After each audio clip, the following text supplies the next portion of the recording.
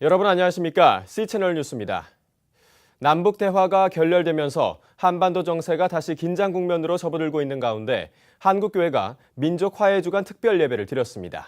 남북이 다시 대화의 물꼬를 트고 관계를 회복할 수 있도록 한국교회가 평화의 씨앗이 되자고 다짐했습니다. 곽영신 기자의 보도입니다.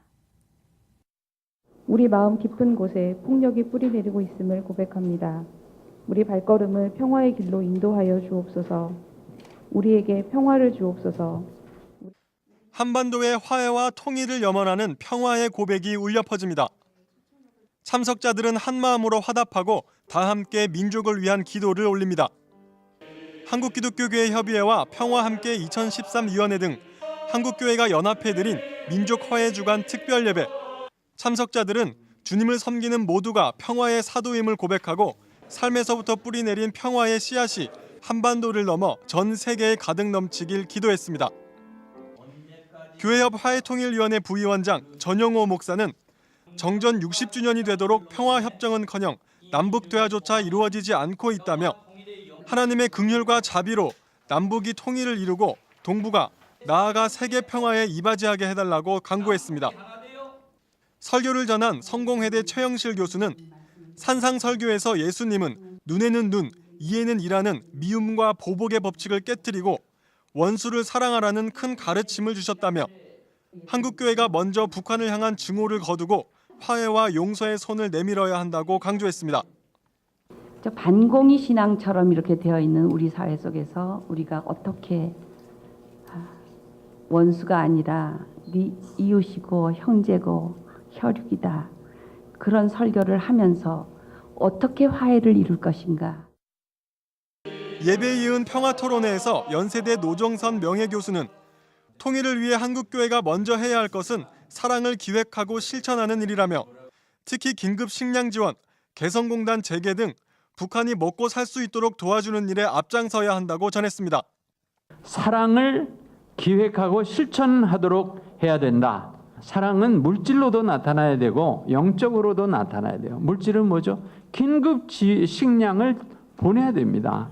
당장 굶는다고 하는데 노 교수는 또 그동안 한국교회가 북한을 마귀나 적으로 여기는 등 부정적으로 묘사하는 데 앞장서 왔다며 이제는 분단을 강화하는 옛 신학을 버리고 화해와 협력의 신학으로 나아가야 한다고 주장했습니다.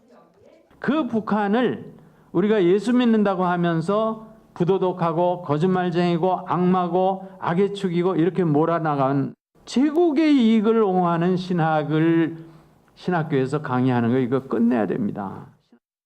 한편 교회협은 지난 1997년부터 6.25가 포함된 주를 민족 화해 주간으로 지켜오다 2000년 6.15 공동선언 이후 6월 15일부터 25일까지를 민족 화해 주간으로 지키고 있습니다. 이 기간에 민족 화해 주간 예배를 드려왔으며 이산가족, 북한 주민, 남북교회 등을 위한 공동 기도문을 발표하고 한반도 평화를 위한 기도를 독려해왔습니다.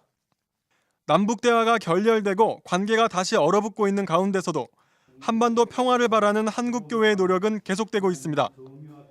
이러한 한국교회의 노력이 통일을 앞당기는 평화의 씨앗이 되길 기대합니다. C채널 뉴스 곽영신입니다. 생명의 하나님, 우리를 정의와 평화로 이끄소서를 주제로 오는 10월 WCC 총회가 열리는데요. 이 생명, 정의, 평화의 가치를 통해 미래교회를 예측하는 컨퍼런스가 열렸습니다. 이인장 기자의 보도입니다. 2차 세계대전 종전 직후인 1948년 WCC 세계교회협의회는 인간의 무질서와 하나님의 계획을 총회 주제로 정하고 창립 총회를 열었습니다. 큰 전쟁을 겪은 세계가 극도의 허무함에 빠져 있을 때 WCC는 총회 주제에 바탕을 둔 논의를 통해 인류에게 희망을 이야기했습니다. 이처럼 WCC는 7년에서 8년 간격으로 총회를 열 때마다 깊은 논의 끝에 WCC 총회 주제를 채택하고 이는 곧 세계교회의 연합과 선교의 방향타 역할을 해왔습니다. 그러면 생명의 하나님, 우리를 정의와 평화로 이끄소서라는 WCC 부산총회의 주제는 과연 미래교회에 어떤 방향을 제시할까? 연세대 연합신학대학원이 주최한 미래교회 컨퍼런스에서 WCC 중앙위원을 지낸 박종화 목사는 지금 아시아뿐 아니라 전 세계가 생명, 정의, 평화 문제에 깊이 공감하고 있다며 이번 부산 총회 주제가 생명, 정의, 평화로 정해진 데는 인류와 세계교회의 관심을 반영한 결과라고 설명했습니다. 같이 살자, 생명. 하나님의 공의가 강물처럼 흐르게 하자, 정의. 전쟁 없는 평화. 모두가 행복한 평화 만들자, 평화. 이 세 마디는 어느 종교는 물론이지만 아시아 모든 나라, 세계 모든 나라가 다 공감하는 테마입니다. 특히 WCC 총회가 한국으로 유치된 데는 한국교회만이 가진 특성과 이에 대한 기대가 깊이 반영됐다는 설명입니다. 60년 분단 현실 속에서도 민주화와 경제성장, 교회 부흥, 종교 간 평화 등을 동시에 이룩한 한국 사회와 한국교회에서 세계교회는 생명, 정의, 평화 모두의 가능성을 찾을 수 있을 것으로 기대하고 있습니다. 박종화 목사는 이런 기대에 부응하기 위해 한국교회는 우리만의 신학과 새벽기도, 수요 예배와 같은 유산 등을 세계교회와 공유할 필요가 있으며 한국교회가 본총회에 어떤 목소리를 담아낼지 지금부터 협의하고 준비해야 한다고 강조했습니다. 한국에서 한국의 신학 열성과 신학적 분석과 성서적 바탕을 가지고 함께 만들어서 온 세계에 펼치자. 그래서 이 세 가지 운동을 한국에서 다시 한번 일으켜보자. 한편 WCC 총회 주제에 생명, 정의, 평화 세 주제어가 모두 포함된 것은 이번 총회가 처음입니다.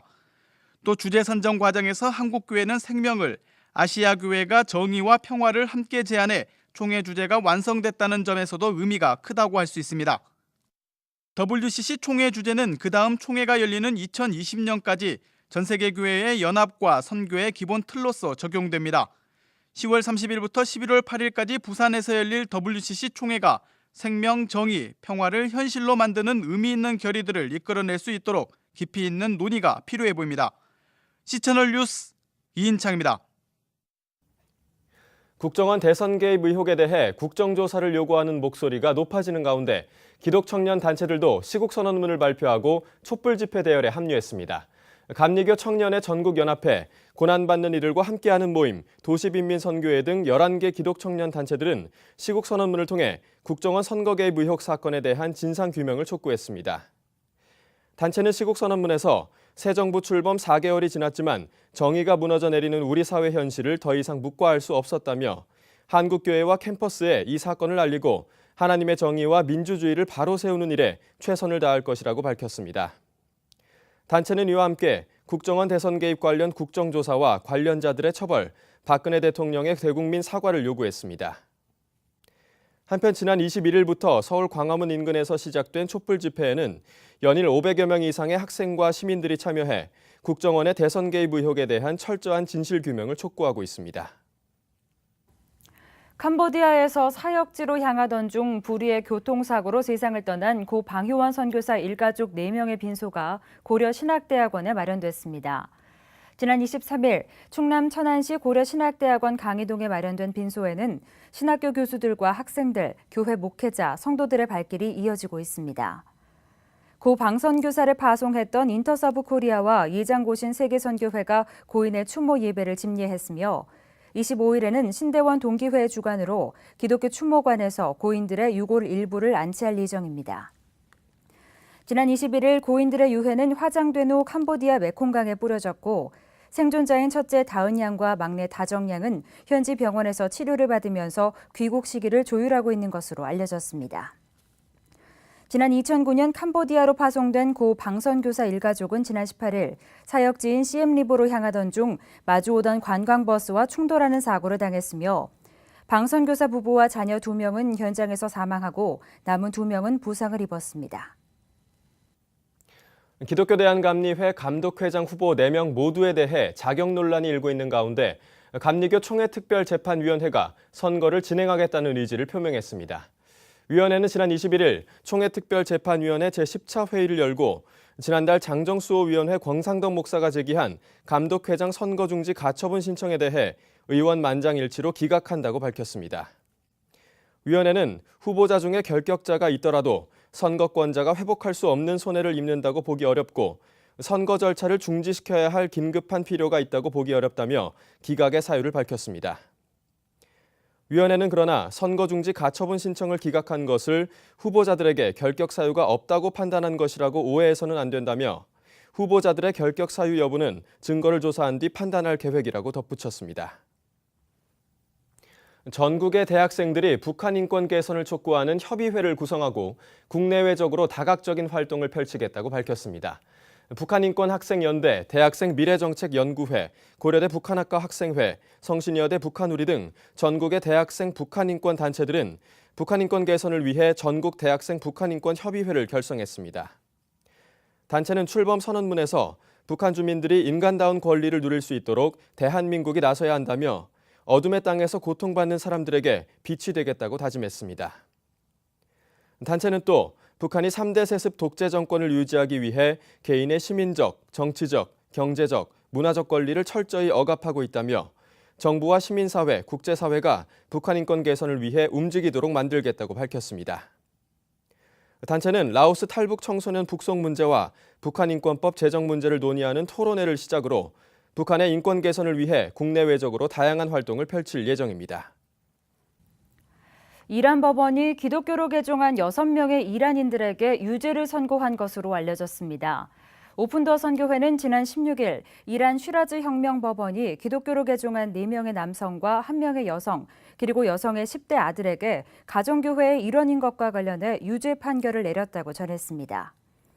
법원은 이들이 가정교회에 참석해 기독교를 퍼뜨리고 외국인 선교사와 접촉해 정권에 대한 비난 선동으로 국가 안보를 위협했다며 44개월의 징역을 선고한 것으로 알려졌습니다. 유죄가 선고된 6명의 크리스천들은 지난 2012년 2월 쉬라즈의 한 집에 모여 예배를 드린 후 체포됐으며 1년 이상 감옥에 갇혀 있다 이번에 유죄를 선고받았습니다. 선교회는 실형을 선고받은 6명의 기독교인들이 어려움 속에서도 주님을 의지하길 바란다며 기도를 요청했습니다. 이 밖의 뉴스와 날씨를 전해드립니다. 기독교 사회적 기업 지원센터가 오는 28일 이제는 사회적 경제달을 주제로 심포지엄을 개최합니다. 심포지엄에서는 교회에 적합한 사회복지 운동과 기독교 사회적 기업의 가능성 등이 논의되며 독일교회 목회자와 사회복지사 8명도 초청됩니다. 대한이수교 장로회 통합총회가 25일 교회와 협동조합 세미나를 개최합니다.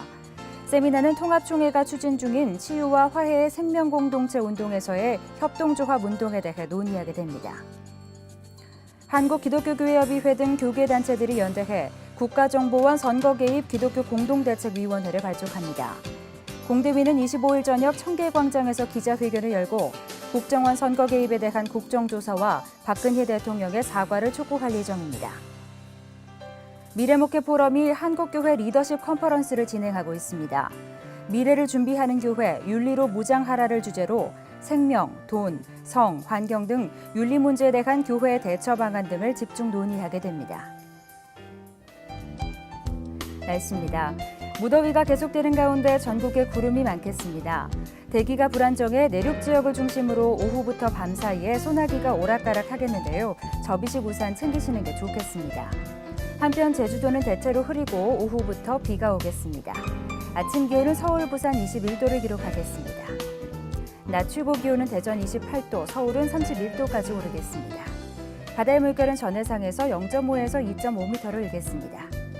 주간 날씨입니다. 이번 주에는 장맛비가 제주 부근을 오르락내리락하며 남해안까지 오겠습니다. 그 밖의 지역은 구름만 끼겠습니다. 뉴스를 마칩니다. 시청해주신 여러분 고맙습니다.